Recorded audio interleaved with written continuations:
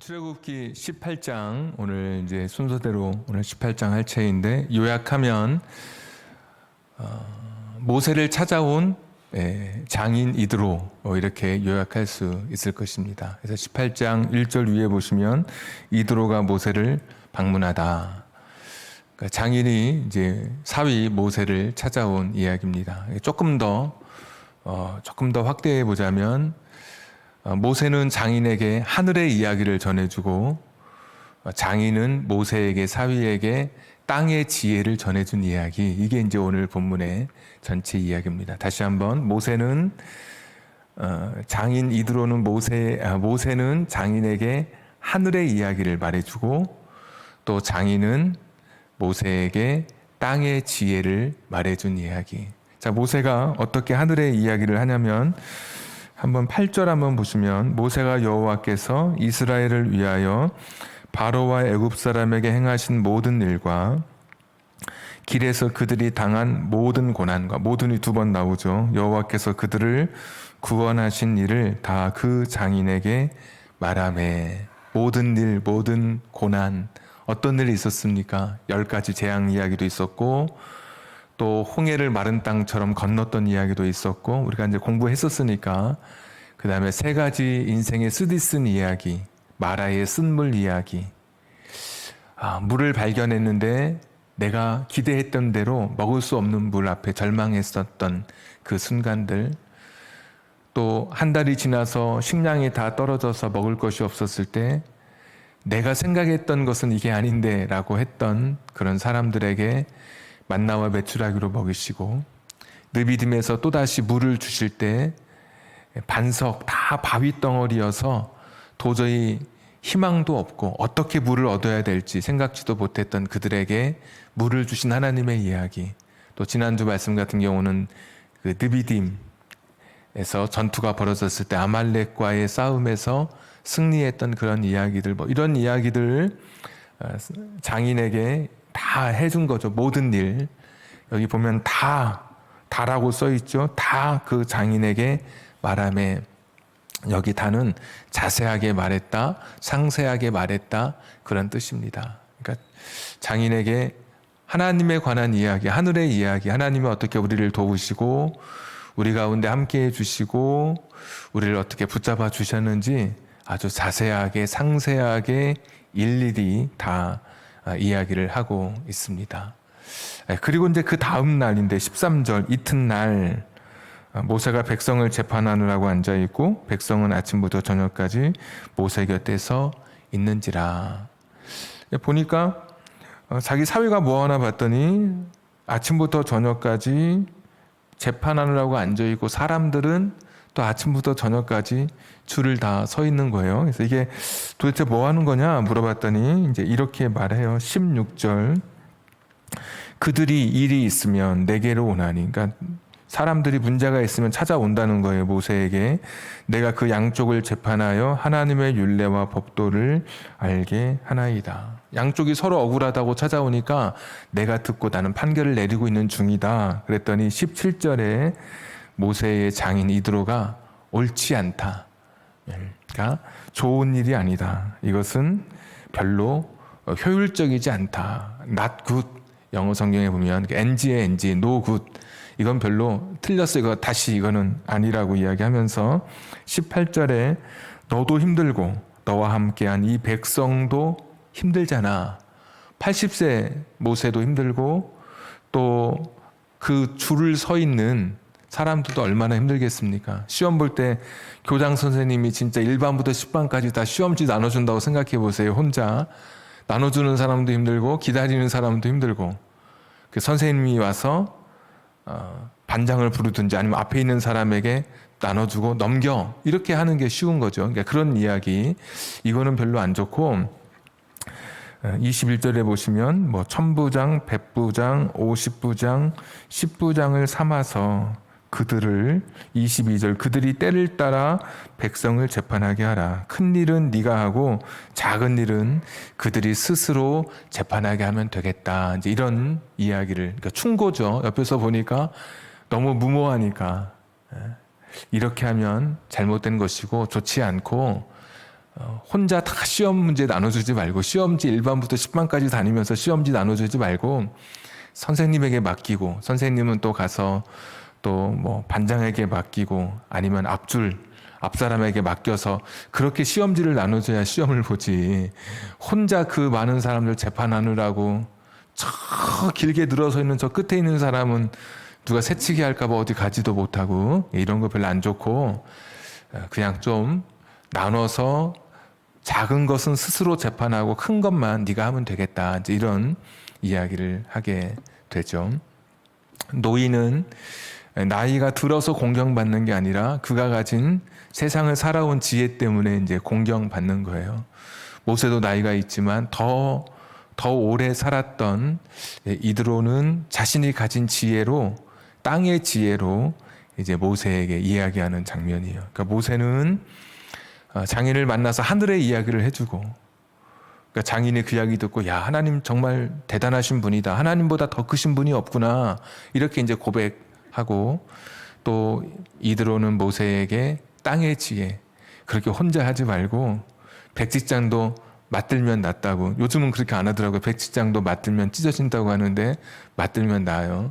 백지장도 맞들면 낫다고 혼자 하지 말고 좀 나눠서 이렇게 하면 좋겠다.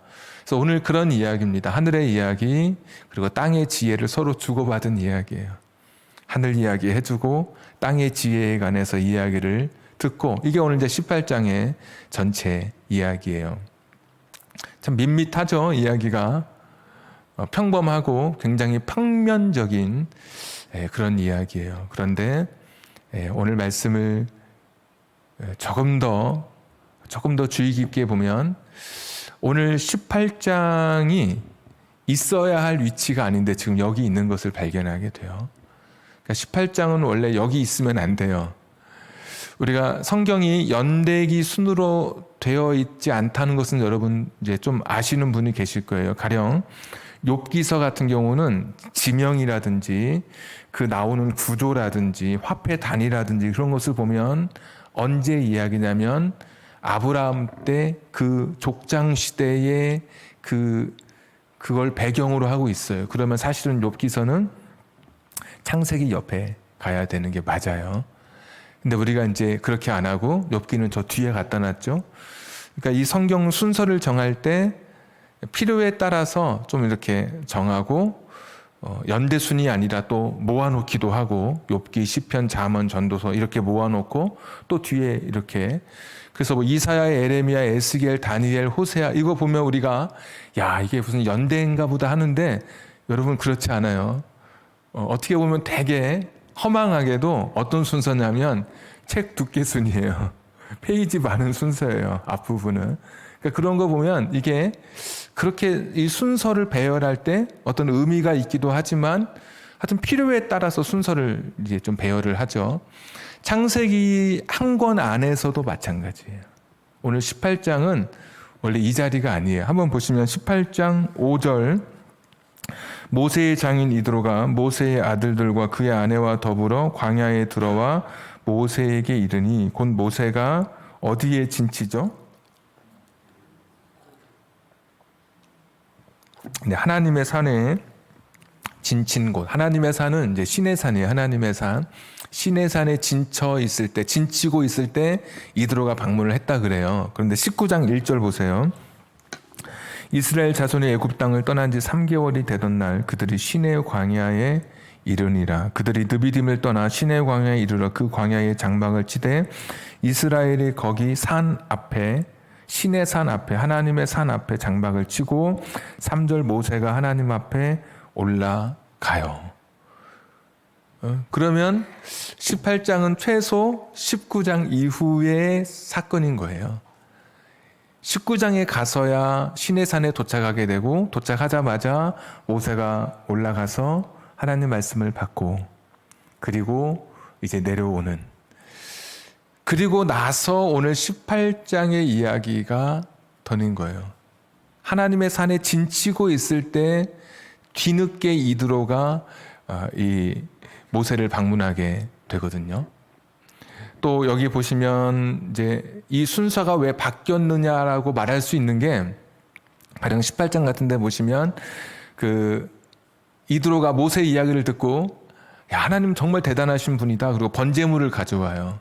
근데 번제단도 나중에 이 모세가 하나님의 시내산에서 율법을 받고 난 이후에 번제단을 세우고 성막을 세우면서 하나님 앞에 번제를 드리거든요.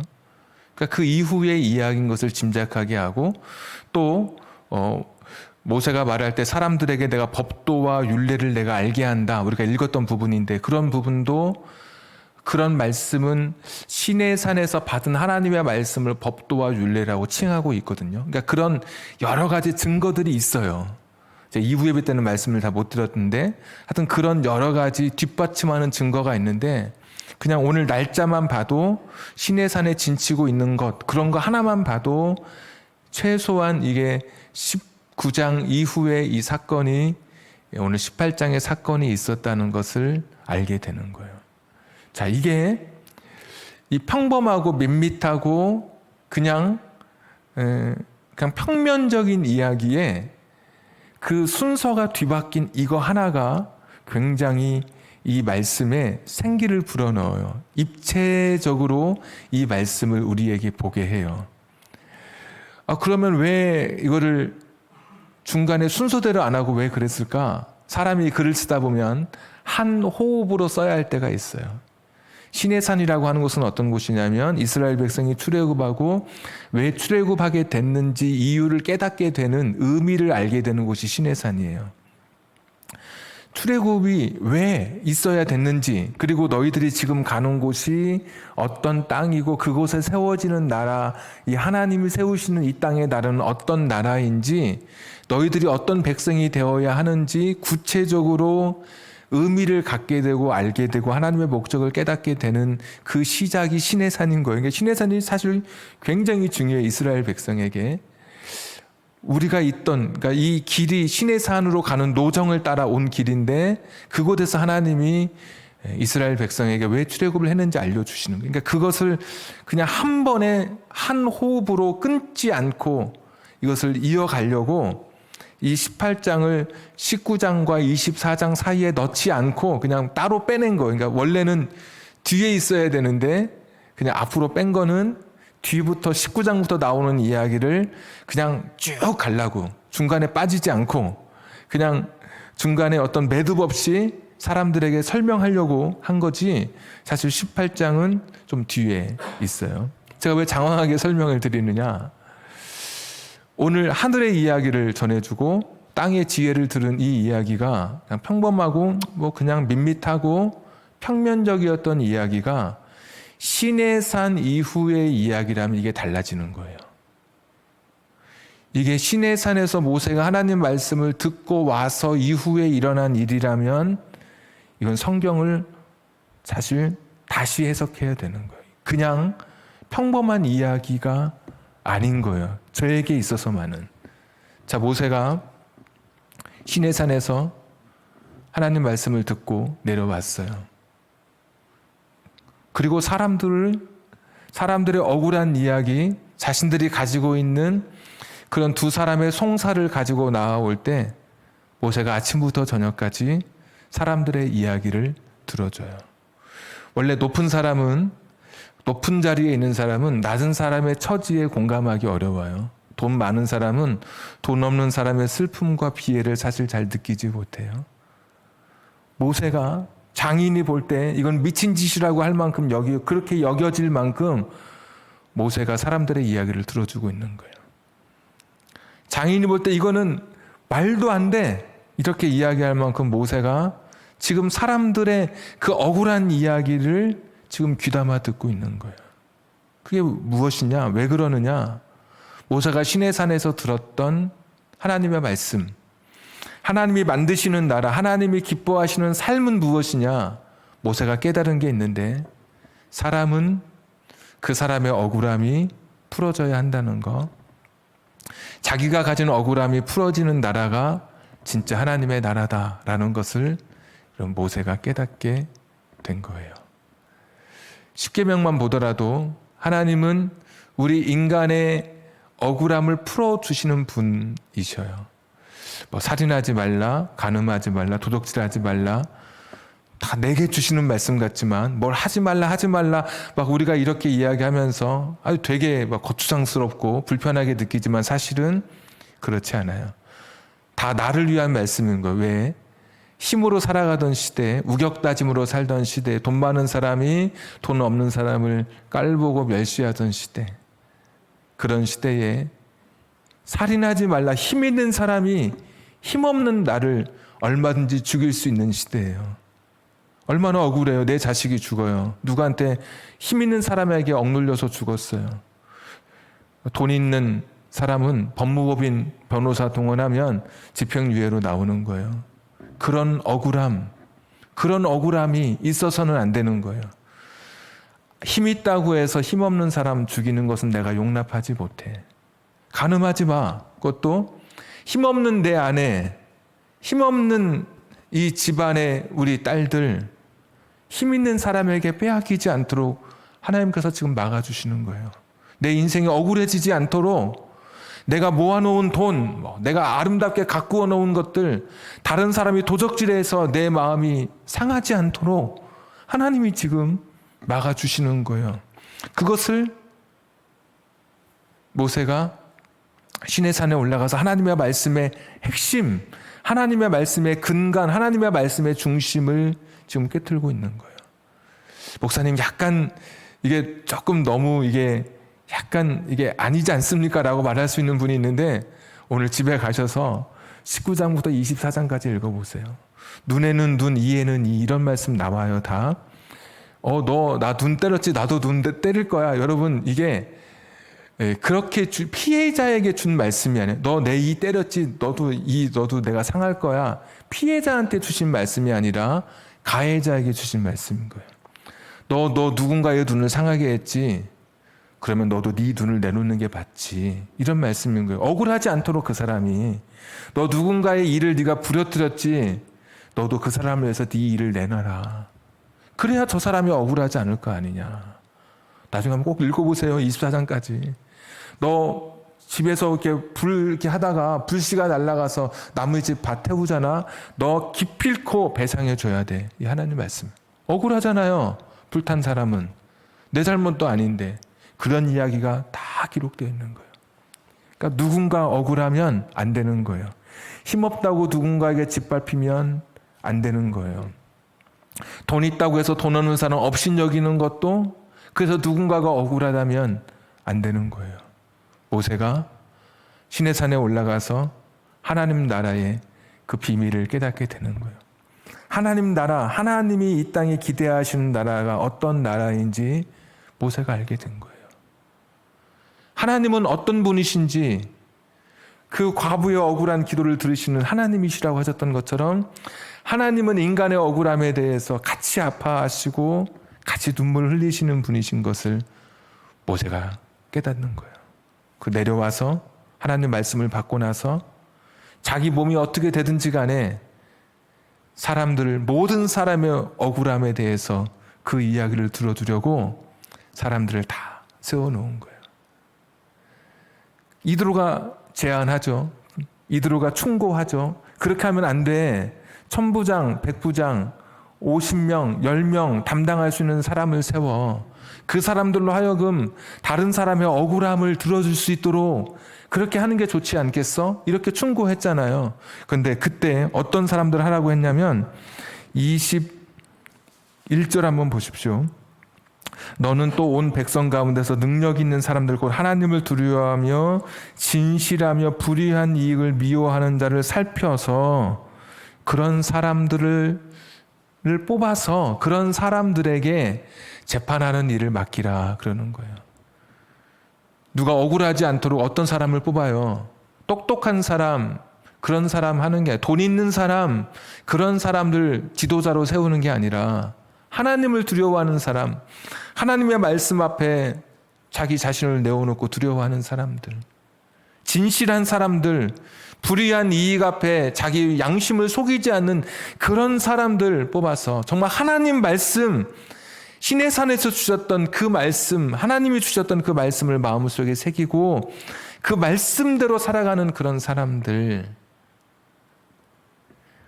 억울함에 대해서 눈물 흘리는 그런 사람들의 그 가슴을 느끼고 아파하는 그런 사람들로 세우라고 하는 거예요. 여기 보면은 하나님을 두려워하는 사람들로 세워라. 이드로도 그렇게 이야기하는 거예요.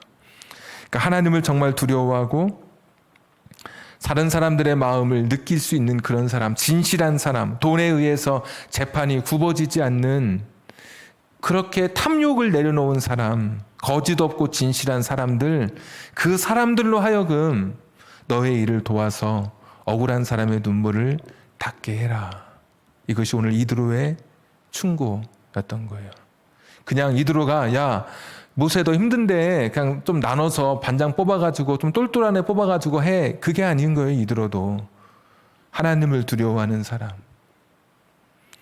이 사람이 억울한데 그냥 이 사람은 내가 얼굴 면이 낯이 익는다 그래서 그 사람 편 들어서고 그런 게 아니라 신명기 1장 7절에 비슷한 말씀이 있는데 같은 말씀인데 돈 있다고 굽어지지 말고 집이 고아를 따라서 재판 잘못하지 말고 오직 하나님을 두려워하는 사람. 재판은 하나님께 속해 있다. 모세가 이때 그런 이야기 한 게 신명기 1장 7절에 나와요. 재판은 하나님 앞에 속해 있다. 그러면서 사람들에게 부탁을 하는 거예요. 다른 사람의 억울함을 풀어줄 수 있도록, 다른 사람의 눈물을 닦아줄 수 있도록 이야기하는 거예요. 그러고 보면 출애굽기를 우리가 좀 같이 읽어가잖아요. 그냥 한 사건을 볼 때는 그냥 그 사건이 가지는 의미가 있었어요. 그러나 우리가 계속해서 출애굽기를 읽어가면서 하나님에 대해서 우리가 좀 더 잘 알아가는 것 같아요. 하나님이 세우시는 나라, 하나님이 기대하시는 나라는 어떤 나라였는가, 이게 점점 알아져 가는 것 같아요. 애굽 나라는 학대하고 압제하는 그런 나라였잖아요. 내가 가는 가나안, 그 나라는 그런 나라가 아닌 거예요. 약한 사람들이 짓밟히는 나라였잖아요. 지난주에도 아말렉 군사에 의해서. 하나님의 나라는 약한 사람들이 오히려 그 약함을 다른 사람을 통해서 도움받아서 자기의 삶을 누릴 수 있는 그런 사회, 그런 시대가, 그런 나라가 하나님의 나라였어요. 약한 사람이라고 해서 짓밟히지 않는 그런 나라. 오늘 억울한 사람이 없는 나라가 하나님의 나라인 거예요. 억울함이 씻겨지는 나라. 그래서 이스라엘 사람들은 메시아가 오시면 우리의 억울함이 풀어진다고 생각했어요. 이 땅의 왕은 공의롭지 못해서 내 억울함을 들어주지 않아요. 이 땅의 재판관들은 사사로이 물질을 탐해서 나의 억울함에 귀 기울여 듣지 않아요. 진짜 법무법인 동원해서 다 집행유예로 풀려가고 힘없는 사람만 누구에게 죄를 뒤집어 씌우기도 하고. 근데 이스라엘 사람들은 진짜 하나님의 나라는 억울함이 풀리는 나라 생각했고, 메시아가 오시면, 그리스도가 오시면, 메시아와 그리스도 같은 말이에요. 구약에서는 메시아라고 부르고 신약에서는 그리스도라고 불렀어요. 그분이 오시면 우리 인생의 억울함이 다 풀린다고 생각했어요. 나라의 억울함도 풀리고 가정의 억울함도 풀리고 내 개인의 억울함도 풀린다고 생각하면서 그 하나님의 나라의 주인공 메시아를 기다려왔어요. 가령 예수님께서 십자가 지서 예루살렘에 올라가실 때 사람들이 다윗의 자손 예수여 하면서 호산나 종려가 나무 가지를 흔들었죠. 다윗의 자손 예수여, 이 표현이 메시아 그리스도인 거예요. 지금 로마의 압제 속에 있어요. 메시아 당신이 오시면, 그리스도 당신이 오시면 지금 우리의 억울함이 풀릴 것 같습니다. 오십시오. 지금 나라가 억울한데 이 억울함 풀어주십시오. 그러면서 사람들이 손을 흔들었던 거예요. 수가성 여인도 억울했어요. 남편 5명, 남자 5명에게 버림받고 그냥 헌신짝처럼 내동댕이 쳐진 인간이에요. 하나님 앞에 예배드리러 섰지만 사람들은 비웃어요. 그리심산의 예배는 하나님이 안 받으셔. 저 시온산 그 예배를 하나님 받으셔. 여기 사마리아의 예배는 하나님 안 받으셔. 예루살렘 가야 예배 받으셔. 자기는 하나님밖에 없는데 너무 억울하고 너무 슬퍼요. 예수님 말씀하실 때 그분이 오시면 다 알려주신다고 했는데 그분이 오시면 나의 억울함이 다 풀려질 텐데, 내가 가진 인생의 그런 문제들이 해결될 것 같은데, 예수님께서 내가 바로 그 사람이야. 내가 너의 억울함을 풀어주러 온 사람이야. 그렇게 말씀하시죠. 바디메오라고 하는 맹인 거지, 태어날 때부터였는지 사고였는지 앞을 보지 못했어요. 개인적으로 여러분은 얼마나 억울하겠습니까? 내가 왜 이렇게 태어났는지 개인적으로 억울하죠. 내가 왜 이런 삶을 살아야 되는지. 나사렛 예수시라는 말을 듣고 소리 질렀어요. 다윗의 자손 예수여 나를 불쌍히 여기소서. 그리스도시여 메시하여 내가 억울합니다. 내 억울함을 좀 풀어주십시오. 사람들이 꾸짖어서 시끄럽다고 더 큰 소리로 다윗의 자손 예수여 나를 불쌍히 여기소서. 내 억울함을 풀어주십시오. 주님께서 그 억울함을 풀어주셔요. 여러분, 이게 하나님 나라예요.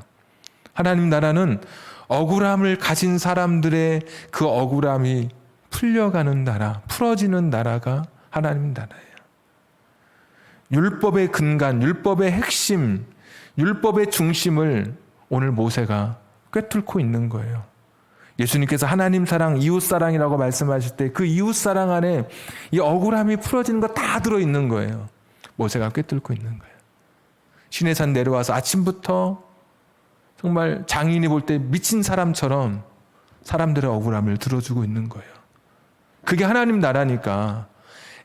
애굽에서는 필요 없는 거예요. 낮은 사람은 높은 사람 만나기가 하늘의 별따기예요. 근데 모세는 다 들어줘요. 지위고와 막론하지 않고 하나님을 두려워하는 마음으로, 진실된 마음으로, 거짓을 탐하지 않고 잘못된 이익을 탐하지 않은 마음으로 사람들의 눈물을 닦아주고 그들의 억울함을 풀어주고 있는 거예요. 이 땅에서도 억울하죠. 우리가 죽어서 가는 하나님 나라, 그 나라도 우리의 억울함이 완전히 풀어지는 나라예요. 완벽하게 풀어지는 나라예요. 내가 왜 그런 집에 태어났는지 막 속상하고, 내가 왜 이런 남자를 만났는지 너무 억울하고, 내가 왜 이 땅에서는 풀리지 않은 문제, 너무 괴로웠던 내 인생의 고통들, 세상의 재판관에 가도 풀어지지 않고, 그래도 목사에게 오면 뭔가 풀려지지 않을까 찾아왔지만 풀려지지 않은 내 인생의 억울함도 하나님 나라에 가면 그 억울함이 다 풀어지는 나라가 하나님 나라예요. 그 하나님 나라의 복사본이, 카피가 이 땅에 세워지는 하나님의 나라인 거예요.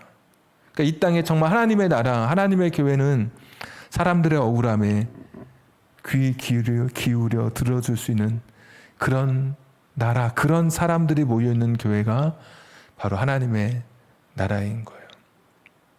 모세가 아침부터 저녁까지 장인이 볼 때 미친 짓, 그래도 그는 사람들의 이야기를 들어요.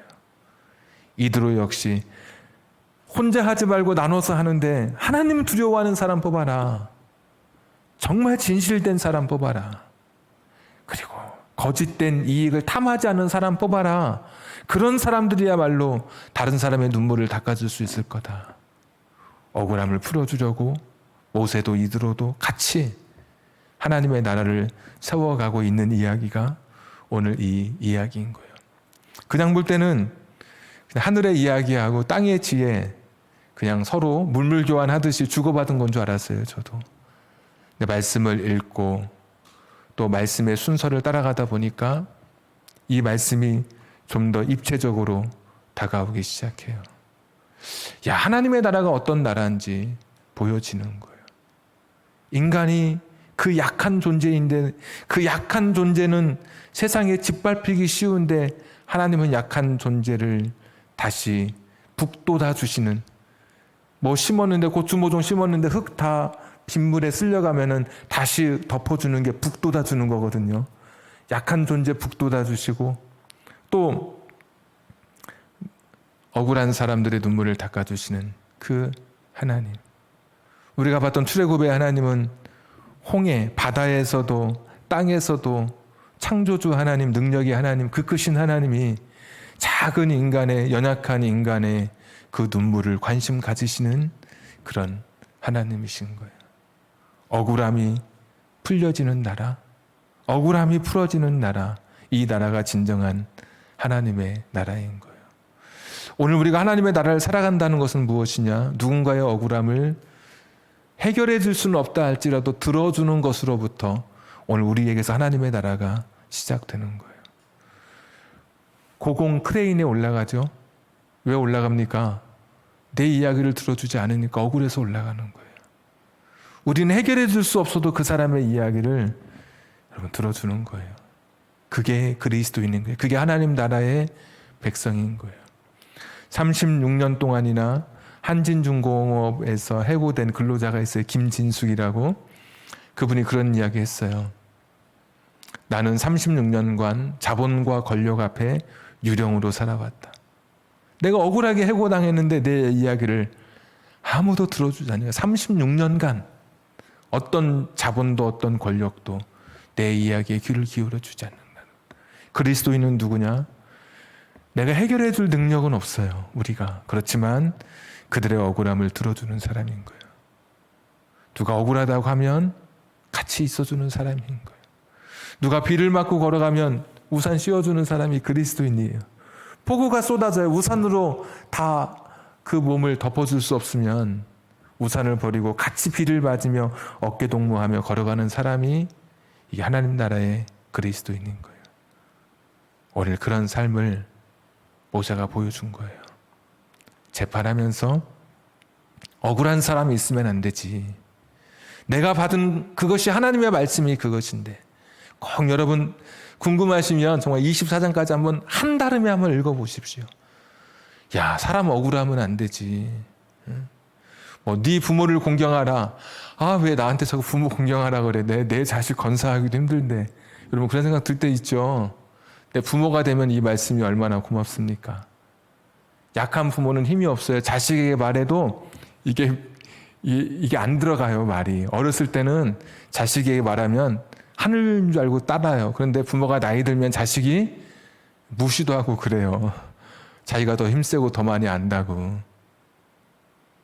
근데 부모 된 그런 사람들에게 내 부모를 공경하라. 그 말씀이 얼마나, 그 약한 부모에게 얼마나 그 말씀이 좋아요. 부모 약하다 그래서 자식 깔볼 때 얼마나 억울해요. 그런데 하나님의 나라는 그런 나라가 아니에요. 야, 부모 공경해. 그 말씀만으로 내 억울함이 풀어지는 거예요. 그 하나님의 말씀만으로. 내가 부모가 되었을 때. 그러니까 그런 거예요. 이 말씀이. 억울함이 풀어지는 그런 나라. 누군가의 눈물에 함께 아파하고 같이 울 수 있는 그런 사람이어야 돼요. 하나 이야기만 하고 마칠게요. IMF 때 한 여인의 이야기. 너무 어려우니까 정면으로 맞았나 봐요. 그 가정이. 남편은 또 어디 가고 돈 벌러 어디 단 곳으로 가고 아이들은 저 시골 할머니 집에 맡기고 이 여인은 저 지하 단칸방 하나 정말 퀴퀴한 냄새나는 곳 얻어가지고 그래도 직업을 잘 살려서 그 마을버스 이제 운전하면서 큰 빚을 갚아가고 실패를 좀 극복해 가고 있는 거예요. 근데 이 여인이 지나갈 때 하루 일과를 피곤하게 마치고 집에 돌아갈 때 이렇게 불 켜진 집을 보니까 그렇게 여러분 눈물이 나더래요. 불 켜진 집만 봐도 밤에. 왜? 저기에 남편도 있고 엄마도 있고 애들도 있어서 같이 저녁 먹을 것을 그냥 상상해 보니까 그것만 봐도 눈물이 나는 거예요. 자기 자식들은 저 시골에 내려가 있고 남편은 어디 먼 곳에 가서 지금 일하고 있고 자기 혼자 피곤하게 하루 신경 곤두세워서 운전하고 그 지하 방으로 가는데 불 켜진 집 보니까 저기는 한 가족이 모여 있겠구나. 눈물이 그냥. 어떤 날 거기서 까르르 웃음소리라도 나면 그날은 진짜 잠 한숨 못 자고 뜬 눈으로 눈물로 지새우다가 아침에 다시 운전대를 잡게 됐다는 거예요. 근데 그러다가 좀 시간이 지나면서 좀 상황이 좋아져서 조금 이제 넓은 곳으로 이사하고 아이들 오게 하고 남편도 오게 해서 그 어려운 시간을 보내게 됐다는 거예요. 그런데 저녁이 되면 그 아줌마 그 엄마는 커튼을 친 거예요. 혹시 나 같은 사람이, 나같이 절망하는 사람이 우리 집 불 켜져 있는 거 보고 혹시 눈물 흘릴까 봐, 너무 안타까울까 봐, 그 마음이 자기가 경험해봤으니까 커튼을 치는 거예요. 불빛이 새어나가지 않도록. 그리고 누군가 아이들이 막 기뻐서 막 뛰고 그러면 아이들 좀 자제시키는 거예요. 왜? 그 웃음소리, 담 밖으로 넘어가는 웃음소리 듣고 누군가가 그 밤 잠 못 이룰까 봐. 여러분, 이게 그리스도인 아니겠습니까? 누군가의 아픔, 누군가의 눈물, 누군가의 억울함을 헤아려 보는 그런 사람.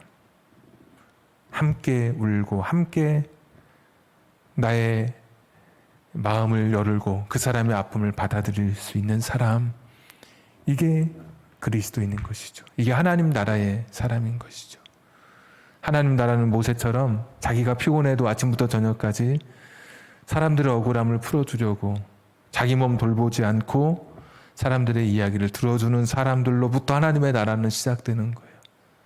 지금도 하나님 두려워하면서 진실되게 거짓된 이익 탐하지 않으면서 누군가의 억울함을 풀어주려고, 누군가의 억울함을 들여주려고 같이 아파하고 같은 마음을 갖는 사람이 바로 하나님의 사람들이고, 바로 이런 사람들을 통해서 하나님의 나라가 세워지는 것이죠.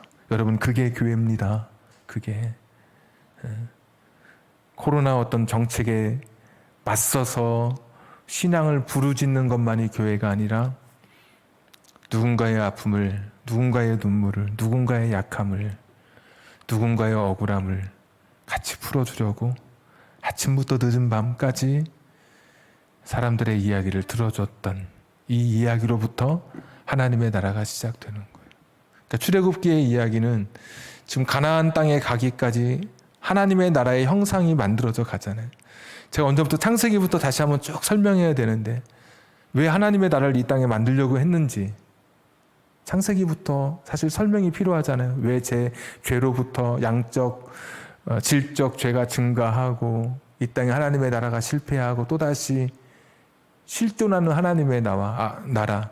아브라함을 택할 때 내가 의와 공도를 행하게 하려고 내가 너를 택했어. 이 땅에 정말 사람과 하나님과의 바른 관계를 맺게 하려고 내가 너를 택했어. 그리고 그 나라가 이제 실체를 갖추어져 가는 것이 출애굽기잖아요. 지금 시내산에 오르기까지 계속해서 하나님께서는 하나님의 모습을 드러내시는데, 이 땅에서 우리가 살아가야 할 진정한 삶의 모습, 하나님이 기뻐하시는 삶의 모습을 계속해서 지금 보여주고 계시는 거예요. 그러면서 이 땅에 하나님의 나라가 세워지기를 원하시는 거죠. 실패했지만, 완벽하진 않았지만 예수님이 이 땅에 오시면서 이렇게 말씀하시죠. 하나님의 나라가 너희에게 임했다. 예수님은 완벽하게 사람들의 억울함을 풀어주려고 하셨던 분이에요. 자식 잃고 남편 잃고 하나밖에 없는 자식마저 잃고 울고 있는 나인성, 그 과부의 장래 행렬을 멈추시고 얼마나 억울해요. 그 억울함을 풀어주시는 분이잖아요. 세리와 창기들, 자기가 스스로 선택할 수 없이 삶의 구조 속에 밀려가서 어쩔 수 없는 환경 속에서 절망하던 사람들의 친구가 되어주시고 그들의 억울한 이야기를 들어주셨던 분, 진짜 하나님 나라를 이 땅에 가져오신 분이 예수님. 하나님 나라가 너희에게 임했다. 너희의 억울함을 내가 다 닦아줄 거야 라고 하셨던 그분이에요. 죽어서도 완벽한 우리의 억울함이 해결되는 하나님 나라의 소망을 저와 여러분이 갖고 있고, 이 땅에서 누군가의 억울함을 같이 아파하고 들어줄 수 있는 하나님 나라를 세워가는 저와 여러분 되기를 주님의 이름으로 부탁드립니다. 기도하겠습니다. 우리 한번 주신 말씀 붙들고 같이 기도하겠습니다. 누군가의 억울함을 풀어주고 진짜 억울함이 풀어지는 그 나라가 하나님 나라인 것을 알아서 누군가와 함께 하나님 나라를 나도 세워갈 수 있도록 연약한 자, 억울한 자의 이야기에 귀 기울이고 함께 연대할 수 있는 우리들이기를 우리 한번 같이 주신 말씀 기억하면서 기도하겠습니다. 전능하신 아버지 하나님, 오늘도 주신 말씀 붙들고 기도합니다. 여호와 자비로우신 아버지 하나님, 도와주시기를 빌고 원합니다. 하나님 아버지가 긍휼히 여겨주시기를 빌고 원합니다. 전능하시고 자비로우신 아버지 하나님, 오늘도 하나님 말씀 붙들고 나아갑니다. 하나님 아버지, 오늘도 하나님의 말씀 붙들고 나아갑니다. 주님은 긍휼히 여겨주시옵소서. 하나님 아버지여, 긍휼히 여겨주시기를 빌고 하나님 도와주시옵소서. 억울하지 않도록, 누군가가 눈물 흘리지 않도록 같이 아파하고 같이 함께 할 수 있는 우리들 되게 하여 주시기를 빌고 원합니다. 주님 긍휼히 여겨주시옵소서. 주님 불쌍히 여겨주시기를 빌고 원합니다. 주님 도와주시옵소서.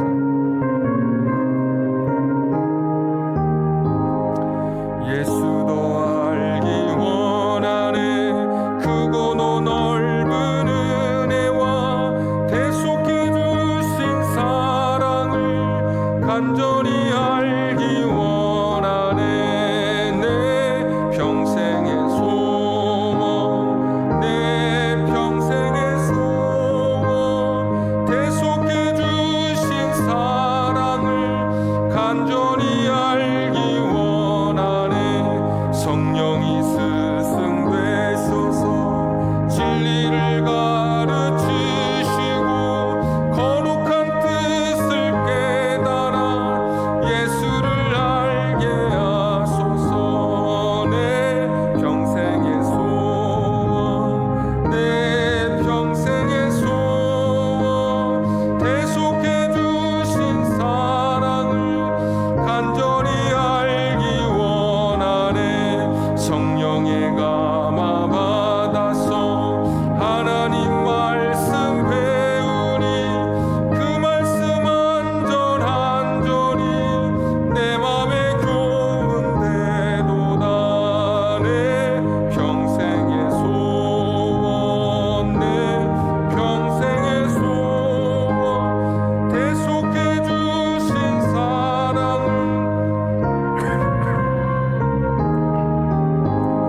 예수가 계신 보좌는 영광에 둘려 있도다. 평화의 왕이 오시니 그 나라 왕성하도다. 내 평생의 소원, 내 평생의 소원, 대속해 주신 사랑을 간절히 알기 원하네.